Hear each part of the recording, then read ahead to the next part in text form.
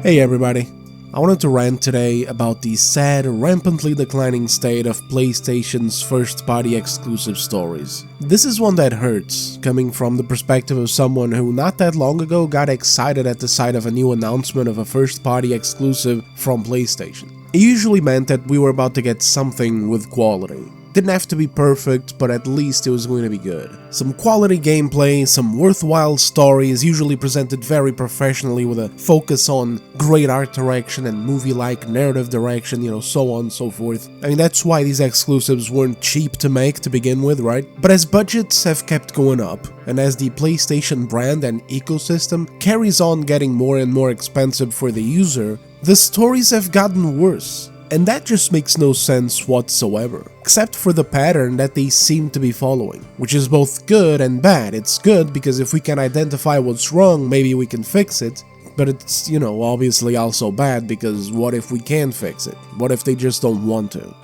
The latest in a list of this recurring issue is the brand new Saros, a game that is actually being regarded as having fun gameplay, but again, the same old tiresome cliche in this generation's batch of PlayStation exclusives, which is boring, predictable, superficially sentimental, and ideologically captured storytelling. I don't know, it's like they hired a bunch of theater kids or whatever, and instead of just, making games because you're going to be appealing to a fan base and making something satisfying, it's all about challenging perspectives or some shit. I'm tired. One or two? Okay, that's fine, it's just diversity in story. But the same thing over and over and over? That ain't normal. And that's what's at the core of the problem all across most PlayStation games right now. The most expensive and important ones, the ones that are meant to be the face of the brand of this new generation, the PS5. The ones that are meant to ensure loyalty and interest in the upcoming console, because of course that's where their sequels are going to be at. And yet they can't stop screwing this up. It's that issue and the true curse of The Last of Us, which people often mistake as the close-up, over-the-shoulder, realistic or slow, grounded gameplay thing, but that in reality is actually something else that we'll be getting into in a second. So let's just not waste any more time and jump right into it. If you find yourself enjoying the video along the way, like and subscribe for more videos like this and on more subjects. And sorry for the raspy voice, it's gonna be a whole issue this entire video. I'm sorry, I'm gonna try to edit out as much of it as I can, but yeah. Consequence of still using your own voice on YouTube even when you're sick.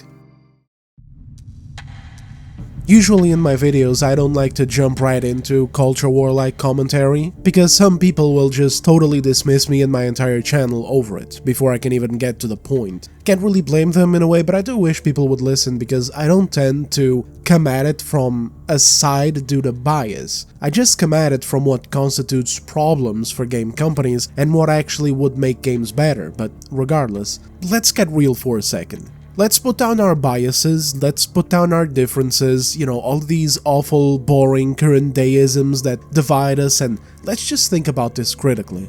Where is the appeal in once again getting a game where the main premise of the story is to cuck the protagonist? Pardon my French. Yeah, there's gonna be a lot of French in this video too, fellas. It comes as a result of me being kinda sick recently. It sort of depletes my patience for getting a dictionary and sugarcoating definitions. By that what I mean is a mix of elements that go against the player experience. I'll develop that along during this video, but it's such a common thing. You see it even beyond Sony, and you see it so often. During the recording of this video, I was browsing to give myself a bit of a break between takes, and I even saw this post. Some morons at PC Gamer talking about how maybe, just maybe, we shouldn't have a character like James Bond in video games, because a character like Bond is too charismatic, too suave, too unflappable. And they as players are not, so if they as players are pathetic, then they should only have pathetic characters. You even got Legendary Drops commenting in on this, and Legendary Drops tries his best to stay away from culture war stuff, you can tell that he doesn't want to get into the swamp. But this crap is so prevalent that you even got him clocking it, saying, narcissism, unabated and constantly enabled at every turn. I am not this person, so they should be replaced. Years of social positioning, obfuscating normalcy, dismantling heroes, shaming historical figures, and lowering the bar to make loser mean winner. And I took that and added more to it, which serves as a perfect synopsis for what this video is about. Saying that if we really want to go down that route where it absolutely matters what type of heroes our video game characters are, then that's precisely the kind of heroes we should have, inspiring us to embody winning traits. Even if we don't manage to do so flawlessly, even if we falter, even if we just don't have those chops or those looks, it doesn't matter. At least what you're striving for is commendable. That's the other side of the shit sandwich that we're being served in entertainment. Not only are our characters and story concepts weak and unappealing, they are forgettable and uninspiring down to a human level.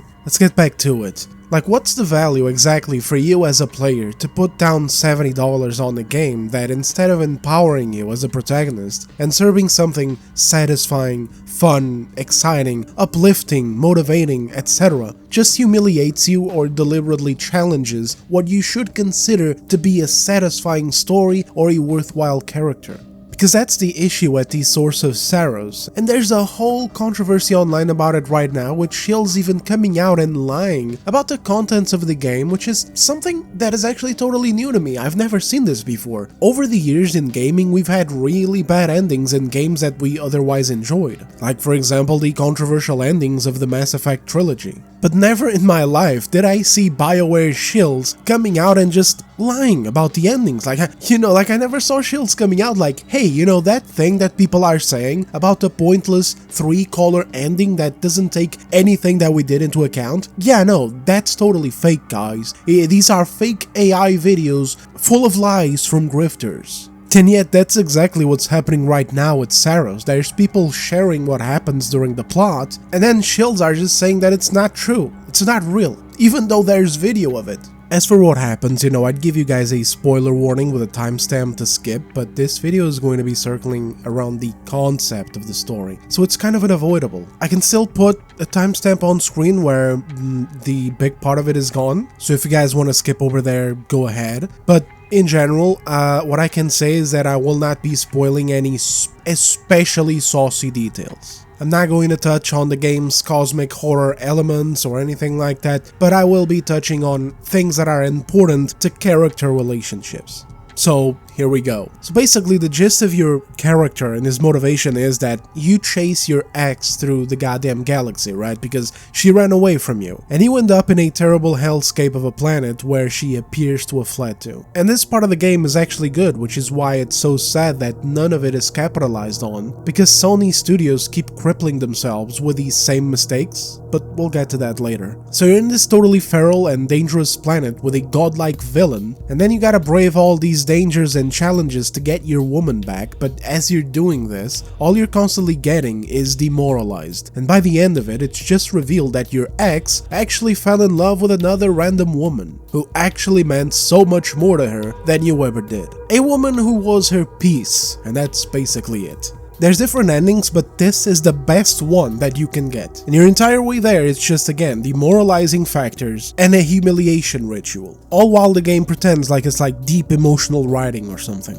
And again, the shills are out in full force making posts calling the hate for Saros performative and fake because it's based on lies, and the story actually isn't like that at all, even though again we got videos showing that it is.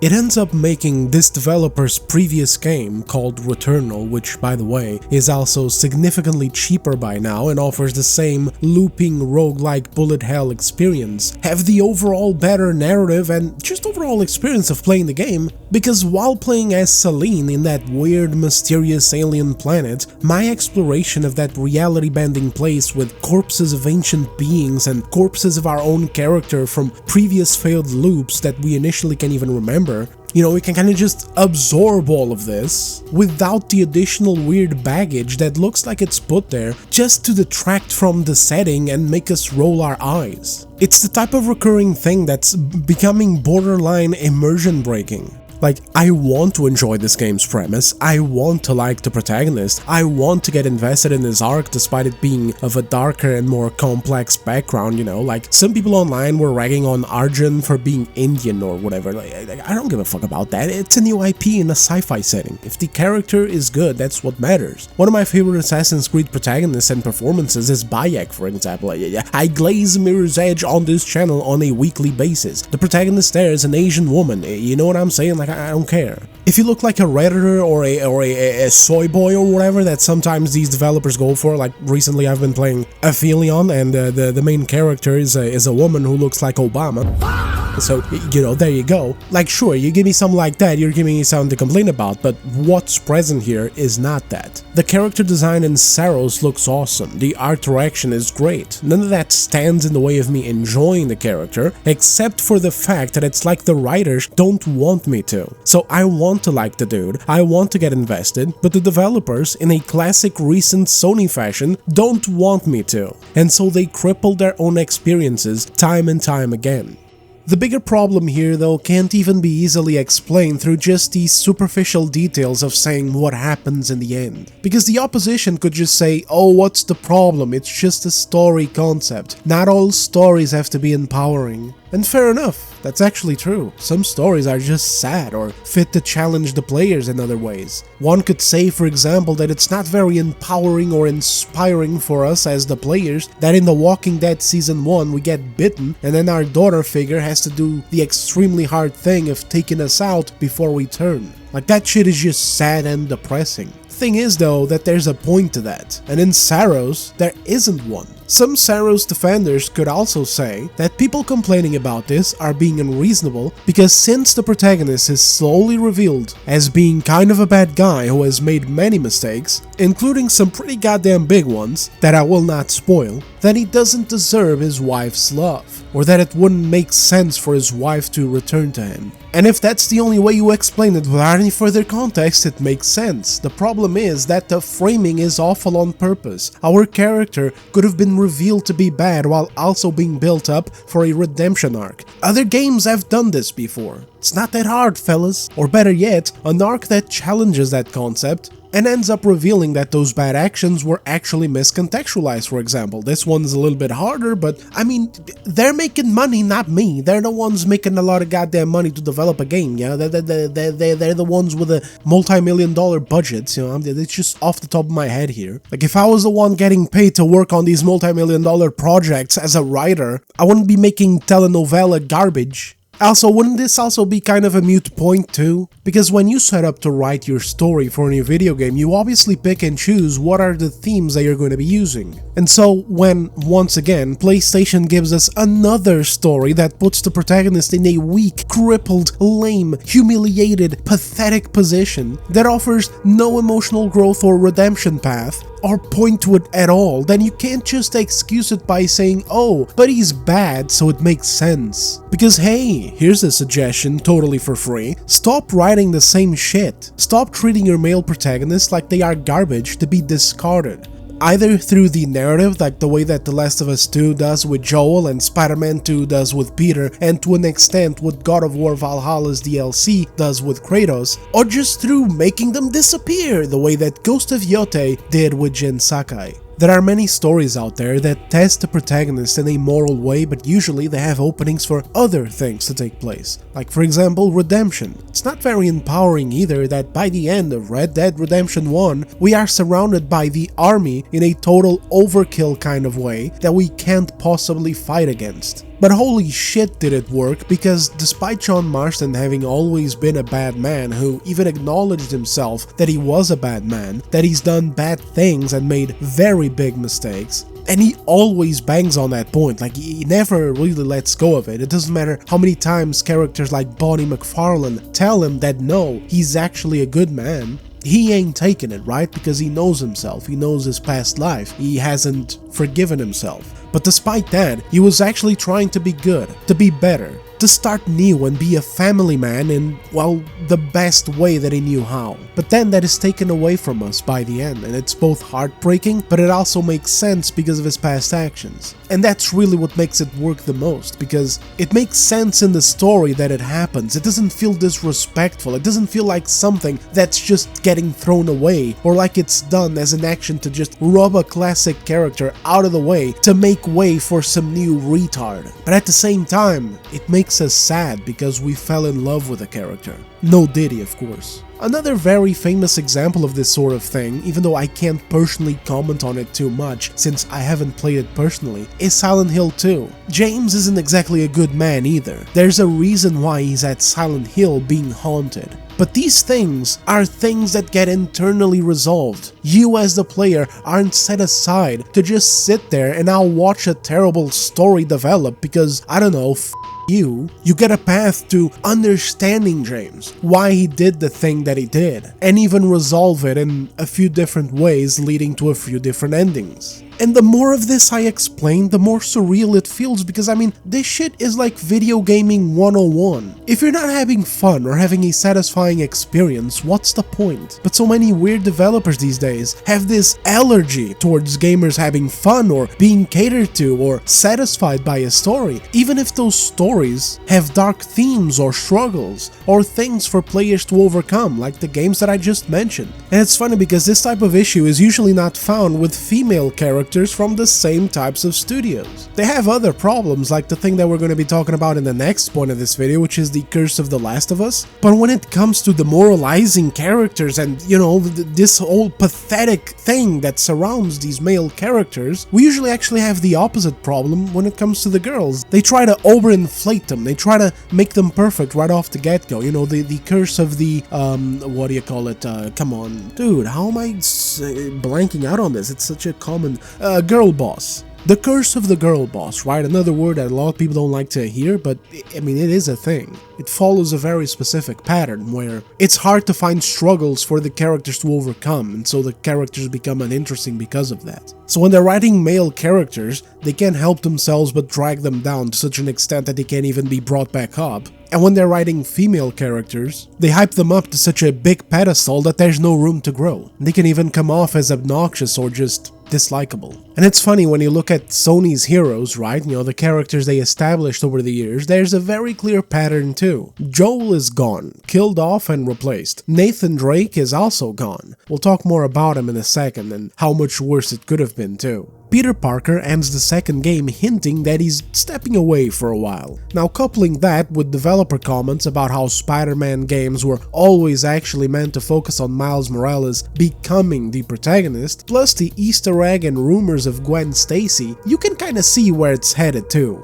Kratos also ends Ragnarok in a very weird way. It's almost like there's nowhere else for him to go, no new enemy to defeat. The big bad Odin is gone, his son and Angrboda, arguably the worst parts of God of War Ragnarok, are the ones who head out in an adventure to fight the corruption or whatever it was, and Sony has recently also talked about a spin-off game where we play as Faye, Kratos' second dead wife. So we see where that's going too. Deacon St. John is gone too, although that one might actually be because the game didn't sell enough to warrant a sequel. But I mean, following these patterns, I'm actually curious as to what would happen in a sequel if it were to happen. What brave and stunning new character would Deacon get killed off and replaced for? Jin Sakai was literally left with an unfinished story after making waves with Ghost of Tsushima's release. He's gone now too, replaced with Atsu, a lame, boring, uncharismatic copy of the original because of course, it's not enough that every other protagonist is getting replaced, we need another woman in the roster.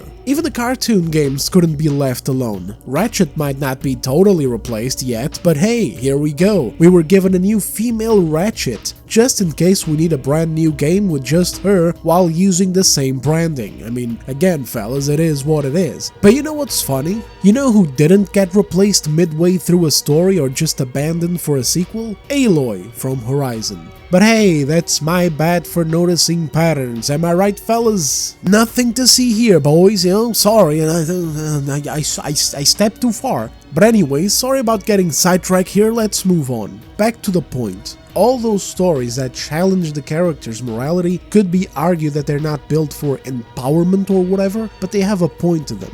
Things to overcome, which is empowering in its own way. But there ain't nothing like that in Saros. It's just embarrassing and pathetic. There's no room to grow or find redemption or even any path to absolution because he's just a beaten dog. And the language that these characters are written with, you know, the dialogues and everything, oh my goodness, guys. It's so lame. It sounds like I'm watching one of those boring Netflix shows written by progressive activists who never earned their writing positions. Sounds like I'm in a weird sanitized therapy session. The whole thing is just so clinical, bereft of any fire. It feels like it's even worse than what you can find in Mass Effect Andromeda. Shit, it feels like those kinds of scenes you would find in Dragon Age Veilguard where the characters are talking about personal traumas, minus the exaggerated focus on like gender stuff and pronouns. It's all... Do you ever regret coming here, Kira? Why would I? It brought us together. I'm here because I ran. Because I needed to be free after everything he put me through. Is that selfish? Selfish is fine. Selfish is just looking after yourself. So long as you don't hurt anyone else. Better get back. Delaware wants our survey report. But this place, it's just for us. Just for us. Forever. I didn't know. I thought she needed me. She came here for peace. And she found it with me. It's all really just a shame because at the end of the day, that kind of becomes the premise of Saros, when in reality, hiding underneath that are some pieces of world building, especially about the planet and this godlike villain at the center of it all, plus other concepts that I will not spoil, which could have potentially been awesome to explore in a more satisfying way, but instead, none of it really matters, because the focus is about making you feel like crap. Making you feel bad for playing as a weak, emasculated, toxic, bad ex-husband, while even if you brave it all, even if you win, even if you give it your best for your goddamn redemption, even if you defeat a god, to complete your goal, to find your wife, the best you get is your ex living out a lesbian fantasy because, hey, yeah, no, by the way, she fell in love with some random crewmate. Just basically every other PlayStation exclusive these days too. It's actually kind of insane how often this happens, it's kind of ridiculous. The frequency is also part of the problem because again, it's one thing to have a diverse layout of stories, character arcs, character types and premises to explore, but it's another when you're just applying this one thing to almost everything that you do. It's like, where's the diversity? We're always talking about diversity, diversity, diversity. Where's the diversity in stories? Where's the diversity in characters? I'm being fed the same shit sandwich with every goddamn game. If any viewers listening to this right now have any hope for the upcoming Intergalactic Space Prophet or whatever the hell it's called, if you think it's going to be any different, good luck, cause I bet it's gonna be the same. Any semblance of a unique premise shoved aside so we can go ahead and have another sanitized story about interpersonal dramas, Reddit therapy sessions, and content that the writers think is like peak emotional writing that harkens back to what made The Last of Us work because everyone in their bubble said so, but in reality it just falls on deaf ears and only really gets praise from game journalists who spend the rest of their year writing shit into reviews such as, oh, this cartoon mouse game is bad because it has too many cheese references. Now there's the target audience for this new wave of PlayStation's exclusives. Game journalists and theater kids who never made it but instead of getting a job decided to LARP as professionals, waiting to get hired as writers or sensitivity consultants through diversity and sensitivity programs at major entertainment companies who keep wondering why their products are flopping. Ah, but Dez, this is too much, Dez, you're saying too many things, you're going too crazy. Am I really? I mean, look at Aphelion, it just came out. A game by Dontnod, a studio I used to respect as well, and by the way, you can expect a video on this very soon. And for some reason, Dontnod, in the current state that they are in, which is not a good one, decided that the right person to hire as a writer for this upcoming sci-fi game is an activist who was writing anti-gamer pieces all the way back during the first Gamergate. Shit like this on screen right now. Oh, gamers don't need to be your audience. Gamers are over. If gamers aren't the audience of video games, I mean, what are we doing here? Can somebody please, like, am I high? Did the cough syrup that I took contain, I don't know, hallucinogenics or some shit? That's just one of them. We got more if you want to. I mean, you know, CD Projekt Red decided that, you know, in their infinite wisdom, they already had great writers working on Witcher 3 and Cyberpunk 2077. So what did they decide to do? Well, let's hire an activist, Mary Kenny, who used to work with Sweet Baby Inc., and let's put her as a senior writer in one of their upcoming projects, which I believe is the sequel to Cyberpunk 2077. I mean, again, is this am I under some kind of, did I take some bad medication here? Or is the industry just that stupid? The core question remains, and I'm even going to widen it up to more than just Saros, since we talked about other games just now. Where's the incentive or the appeal, or whatever you guys want to call it, for us to buy games whose stories are too busy trying to push tiresome progressive tropes or other little weird shit that everyone is fatigued by from years of it? If Sony wants to keep their exclusives exclusive and wants to keep people buying their consoles, they're gonna have to have a come to Jesus moment where they stop making cringe like this. They're gonna have to kick out all the activists they hired onto their Californian offices. They should even close it down, the rent is way too high. They're gonna have to scrap all of their little DEI consultant groups that they partner with like Sweet Baby Inc., and they're gonna have to start making some real video games. They're gonna have to go back to the mentality that they had around 15 years or so, where they weren't ashamed of catering to their core audience, because that's really the big problem at the end of the road here. It's that there's this weird shame in appealing to core audiences when they're mostly made up of dudes. There's such a big shame in it that they even put out in their corporate reports that they want to diversify their player base. They don't want to increase their player base. By the way, this is very important. When they say diversify, sometimes some morons go like, well, you should want to diversify your player base because that means that you get more people. No, that's not what the fuck they're saying. Otherwise, they would just say, we want to increase our player base. It's obvious, by the way. I make videos. I want to increase my views. PlayStation makes games, they want to increase their sales. What they want is to diversify it. It's too male dominated. And hey, that's bad. And that's exactly what they mean. And that's the mindset that they gotta get rid of. It's not a winning one. Like, hey, I don't make the rules, fellas. Money talks, it just is what it is, because even though Saros has a hectic bullet hell style of gameplay which tickles a lot of people's fancies, why would I want to pay 70 bucks for that when the story pull isn't there? Why would I want to pay more than, for example, $25 or maybe $30, maybe even just 20? Like, just is what it is. If I'm not going to get a complete product, what's the point? The pull just isn't there. Like, if I didn't care about story and I just wanted to shoot at neon lit crap on screen, I'd be playing Marathon, and God knows ain't nobody playing that game. Look at this graph!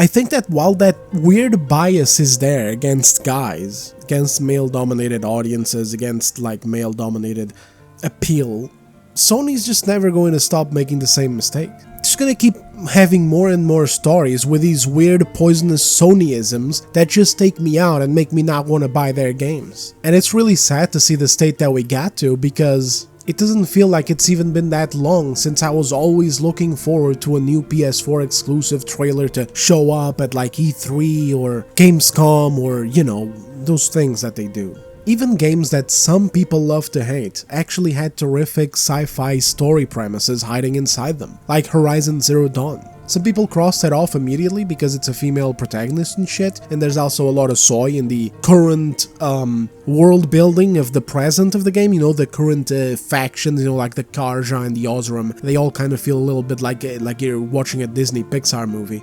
But that main story about what happened, you know, the whole Zero Dawn protocol and shit, that was dope, dude. but with this bias ruining the games that come next, and also with the Curse of The Last of Us, and I mean the real Curse of The Last of Us, because again, as I said in the intro, some people like to say the Curse of The Last of Us games is games with over-the-shoulder cameras and very slow and, you know, grounded type of gameplay. Some motherfuckers even call it movie games, but I mean, come on, man. I mean, there's one thing that the meme does kind of get right, which is the forced lesbian thing. It feels like they do that a lot too. It's kind of like, oh, we gotta do something that is even more emotional, something that really just crosses the barriers, something that is really brave and strong, and so they go for like a lesbian relationship, but in reality, is it really brave and strong? I mean, it feels so overdone now. It feels like it's more than acceptable. The reason why people complain about it isn't because, oh my god, we are like marginalized. No, it's not that. It's because it's usually just boring, poorly written sludge. It's like writers don't know where to take the characters or what to add to them, and so they go for the old classic. Because that way it also allows them to protect themselves from criticism behind ideology. It's like, oh, you don't like this? Well, it's because you're a bigot. It's like, ah, yes, of course. Lesbians, famously known for being, you know, things that guys have a problem with. So as far as the Curse of The Last of Us meme goes, maybe that part can be partially accurate, but in general, that's not the Curse of The Last of Us. There's a lot of games like those that are actually dope, like Resident Evil 4, Dead Space, so on and so forth. You're gonna go down the list. I think the Curse of The Last of Us that affected Sony and some other third-party studios is they stopped caring about interesting premises and instead started hyper-focusing on overly emotional dogshit storytelling, lasered in on characters that these people in charge of writing them don't have any talent or know-how in executing, ending up in them looking like fan fictions that you'd find on Tumblr. So let's talk about that now.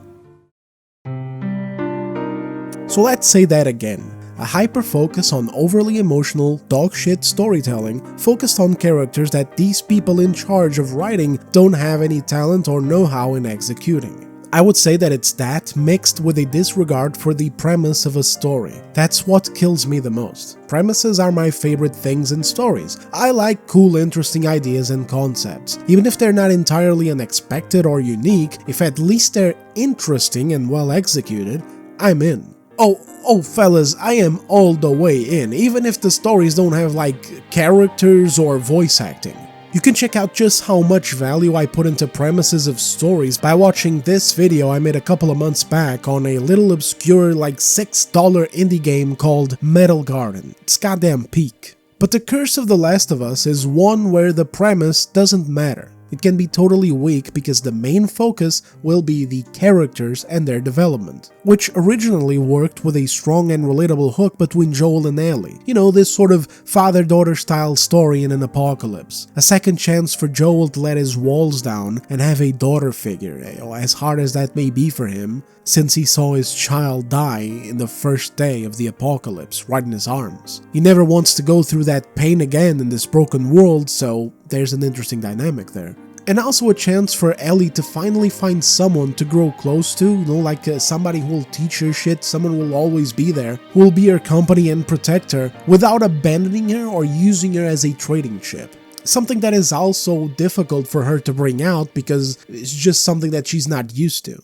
This shit worked. Also, I don't know, back then zombie media was kind of begging for a game just like that, you know, more mature and character focused, and also brutal, where just because you meet two brothers surviving, where one of them is a kid, and you bond with them throughout your journey, doesn't mean that everything is just going to be okay, you know, like in most other games, where it's like, it's fine, the plot armor will take care of it. Instead, you get hit in the nuts. The little kid gets bitten, and the big brother has to take care of it, while utterly broken by the grim situation.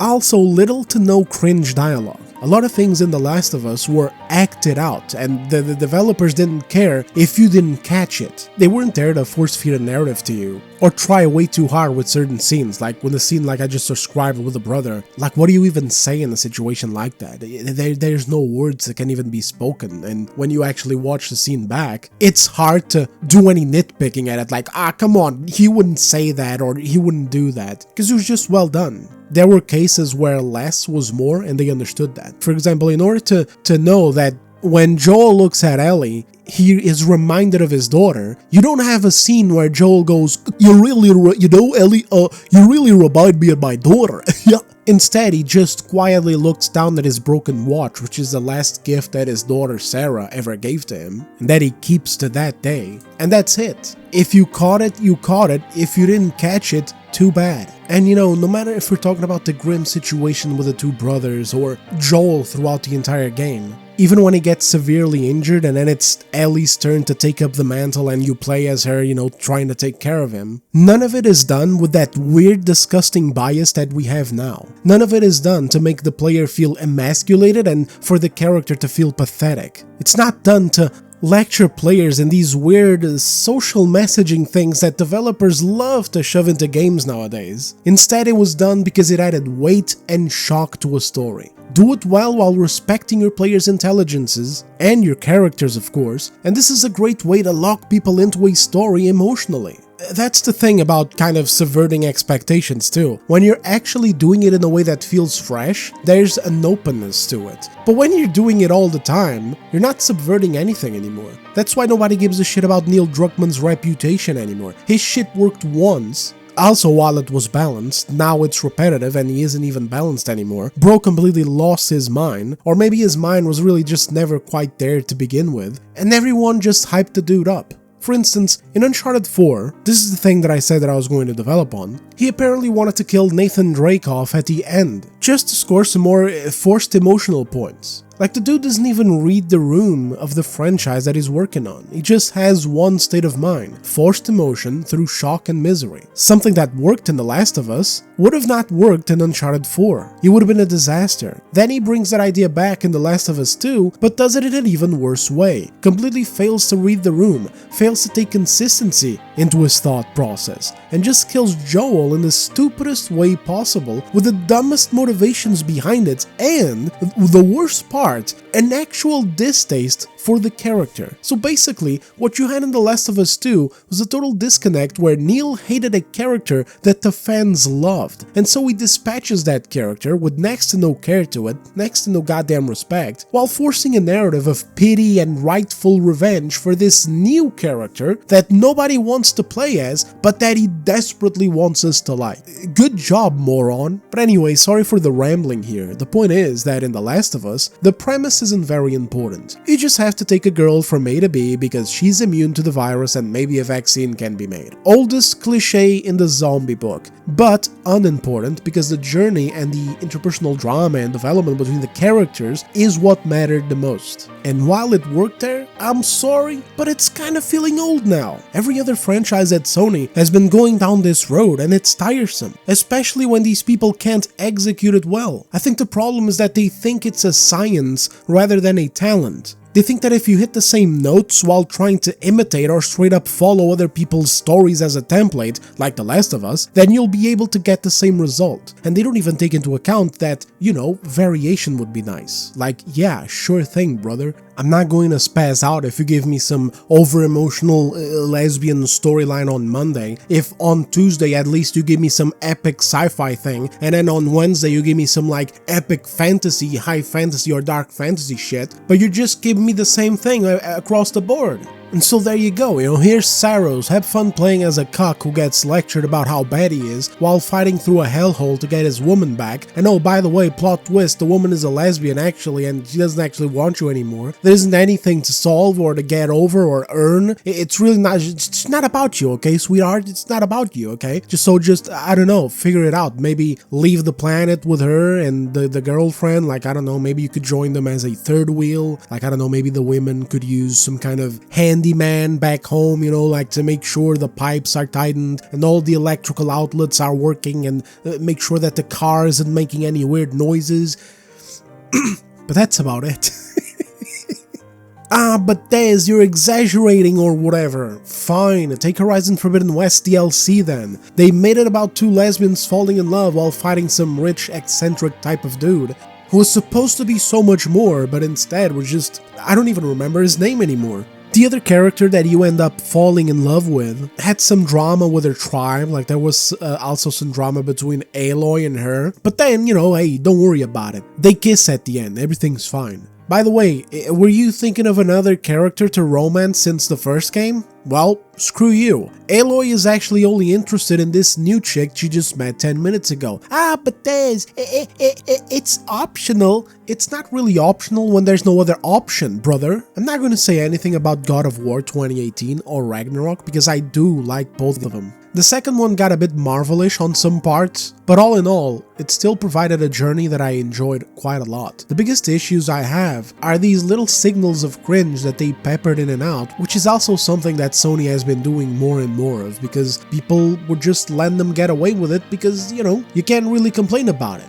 If you complained about it, you'd get banned off of Twitter for it. Case in point, I just mentioned Horizon Forbidden West, and in that game there is a trans character that is just a terrible example of how representation can be done. She just doesn't fit at all, she or he or whatever it is, because I don't even know. The character's like semi-transition. So basically you're in a tribal world, everyone lives in huts and shit. Nobody has medicine, nobody has food, you gotta go out and hunt for it, and there's like a shortage of animals because like there's this apocalyptic event that is killing foliage and trees and killing animals, you know, poisoning them, and so that you can't eat their meat because it's not bad, it's bad for you. But oh, don't worry, because you know, here's Steve, and Steve is a trans woman who discovered she had dysphoria and then started transitioning. You know, how was the transition done? Who knows? Where's like the hormones needed? You know, where's the medical knowledge? Brother, who knows? Who cares? Why are you asking anyway? Are you a bigot? And so there you go. That's kind of my issue with pretty much every Sony game recently that I end up liking the story of. It's that over time, they had these little bits of cringe hidden inside. And it still leaves me very surprised at how, for the most part, the God of War story ended up actually working out really well. I think it just coincidentally had some writers that were a bit better at executing this idea of a different Kratos than the garbage that these other studios have hired in the meantime. Besides, it's also a 2022 game. Things have gotten a lot worse since then, which is another issue.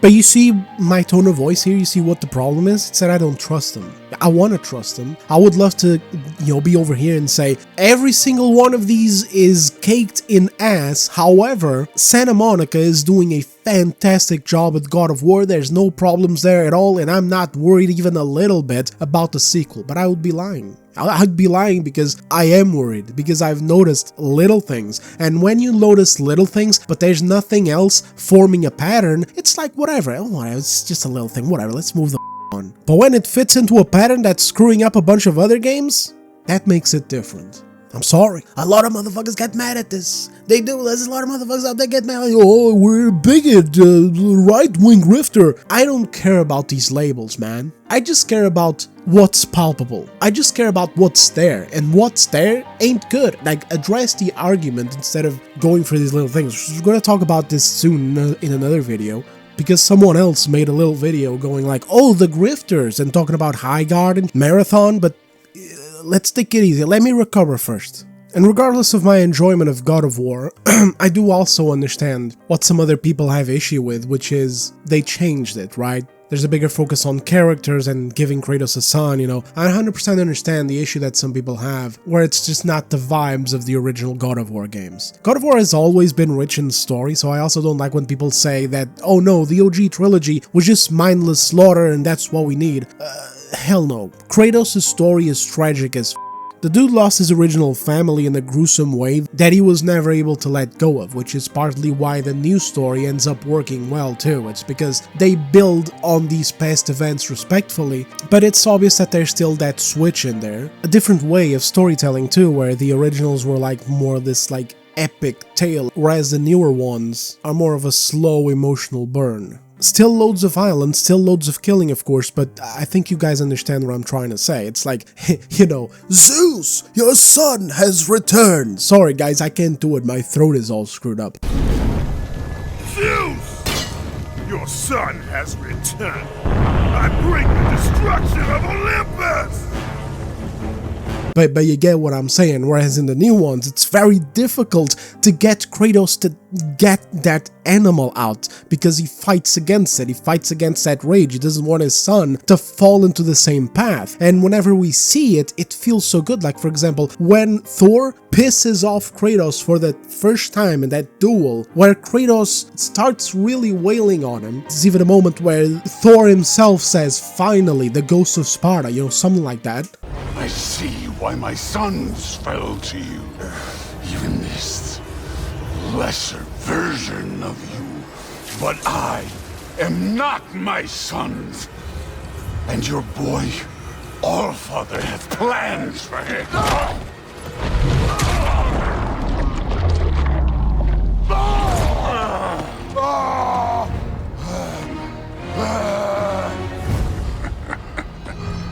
There he is.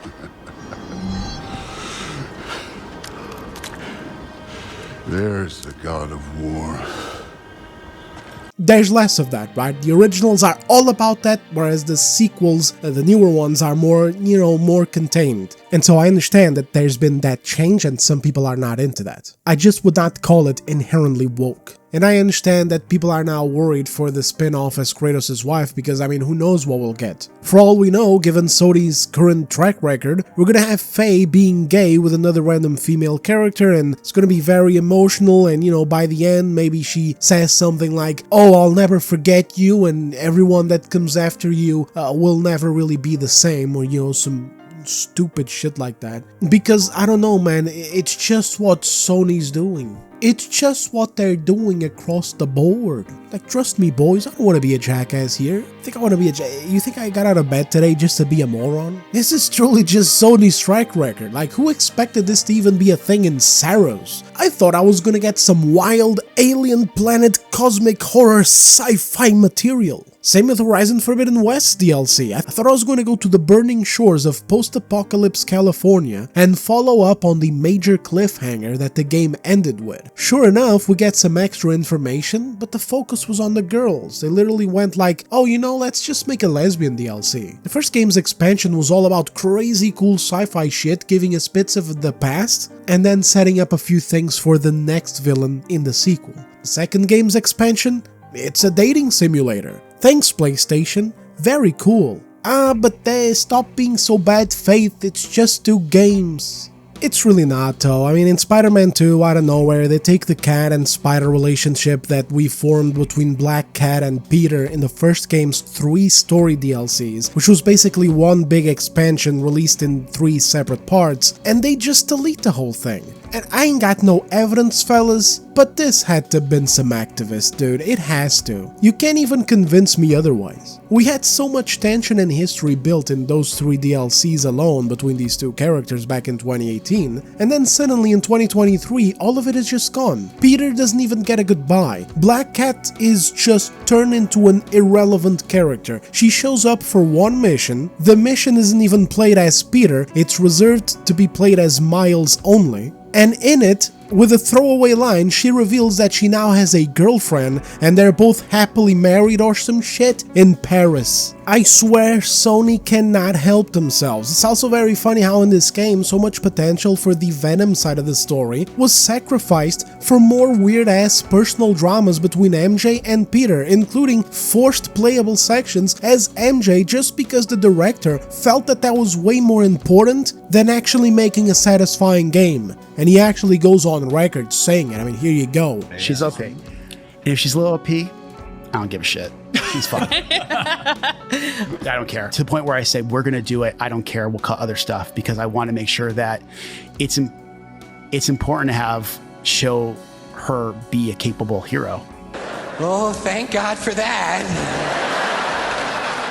It felt so forced and artificial. Again, more sanitized Reddit therapist garbage taking place of good content. Or like that whole section where we play as Haley because of course, Black deaf women representation is so important that it has to make up like 30 minutes out of a $70 game that you can platinum in like 15 hours. This game had one good personal drama plot. It was between Miles Morales and Mr. Negative, and that's thanks to Mr. Negative being a great character with good and bad in him, and also having been the one responsible for Miles' dad dying in the first game. That thing was actually well done, but then the Venom shit is sacrificed to make up boring drama between MJ and Peter. Pvtmarcos is an even bigger and more boring disgrace. Just you wait, guys. Like, I had notes already from when I was watching the video. I even remember making a post in the community asking if you guys would be okay if I made a video with borrowed footage from the internet, and also based on thoughts that I made up while watching the game. But then I decided not to do that. I decided, okay, forget about it. Eventually I'll be able to borrow a copy of the game and then I'll see everything myself. And when I saw everything myself, it was even worse. But I also took a break. I got legitimately bored. Unlikable-ass character with so much fake forced emotional baggage, stuff that they think that they're doing something deep, but they're not.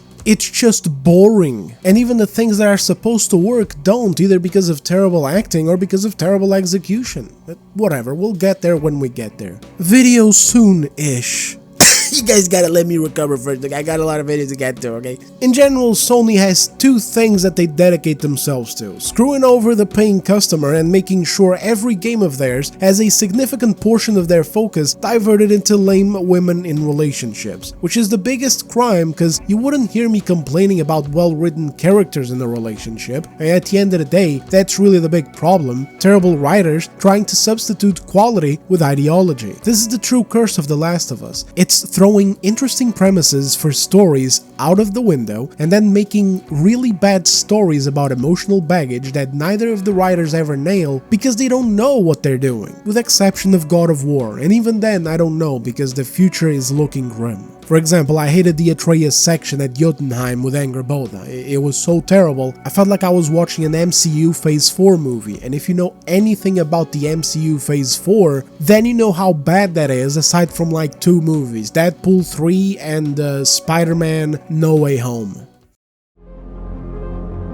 Sony spent so much of the recent generation basically eliminating or undermining every cool character that we had coming up from the last generation, again except Aloy. And even with a brand new IP like Saros, PlayStation is unable to just give their fanbase a new male character to hype up and get people excited to play as. They have to make it into an embarrassing, pathetic humiliation king character.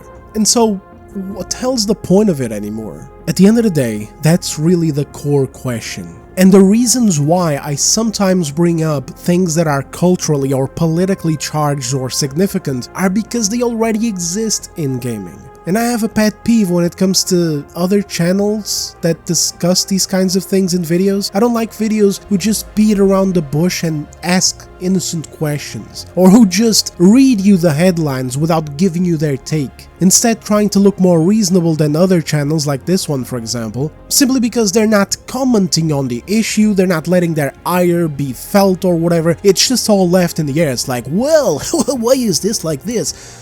I like telling you exactly why some things are going down the way that they are going, because if we don't identify the problems, then how do we even go anywhere in terms of criticizing it? But I do wish I could help myself from that sometimes, because when I talk about these things, some people, they just don't listen, they leave. Because it's like I'm coming at it from a side, but I'm not really trying to sell you a bridge, you know. I don't have a personal agenda or ideology that I'm trying to sell to you. I don't criticize these things because they are left-coded. If anything, I've said this before and I'll say it again, I've always felt that I'm much more left-coded or moderate-coded than right-coded. It's just that the left went fucking nuts, and now a moderate guy like myself is identified as right-wing just because I'm not stupid. Or just because when it comes to gaming, I don't want corrupt political activists influencing my stories, influencing my characters, influencing what kind of character designs I can have, so on and so forth. At the end of it all, my sole question, bereft of any political or ideological side, is this. Why would anyone grab 70 of their hard-earned dollars or 80 of their hard-earned euros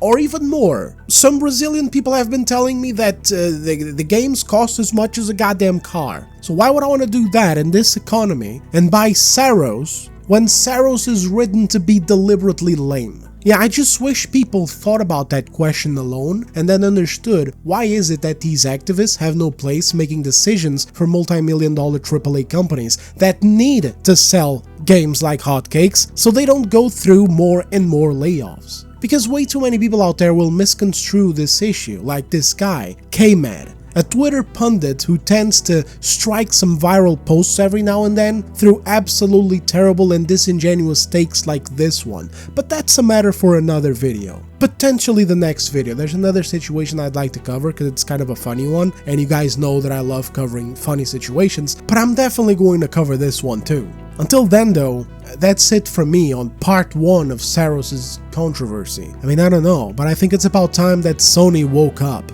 With that said, fellas, I'm out. Thank you very much for watching. Sorry for the nasally or the raspy voice. I'll try to make it better through audio editing, but hey, you know, what are you gonna do? If you enjoyed the video, dropping a like or a comment helps immensely, and just thanks again. I'll see you on the next one. Take care.